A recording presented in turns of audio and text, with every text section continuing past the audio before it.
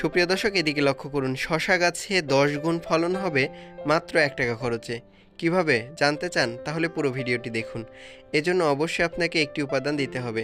এজন্য আপনাদের প্রথমে ১ গ্লাস পানিতে ১০ থেকে ১২টি পেঁয়াজের খোসা নিতে হবে। এবার ১ রাত ভিজিয়ে রেখে সেটাকে অবশ্যই ছেঁকে নিতে হবে। এবার ছাঁকা হয়ে গেলে খুব ভালোভাবে এই দ্রবণটির সাথে কিছু পরিমাণ পানি মেশাতে হবে। দেখতে পাচ্ছেন, তার দ্বিগুণ পরিমাণ পানি মেশান।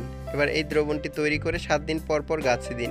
এতে করে দেখতে পাবেন আপনাদের গাছগুলোতে বেশ ভালো পরিমাণ শশা ধরছে। এর পাশাপাশি ছোট অবস্থায় শশা গাছ অবশ্যই হেলান দিয়ে দিতে হবে। তা না পারলে সুতা দিয়ে বেঁধে দিন। এতে কিন্তু ফলন বৃদ্ধি পায়। এর পাশাপাশি শশা গাছে অবশ্যই ছোট অবস্থায় ২-১টি শশা এলে শশাগুলোকে ভেঙে দিতে হবে। এতে করে নতুন শাখাগুলোতে ভালো শশা আসবে। এর পাশাপাশি শশা গাছে বয়স্ক পাতাগুলো কেটে দেবেন। এটি আমি বারবারই বলছি। আর এই পদ্ধতি ফলো করলে প্রচুর ফলন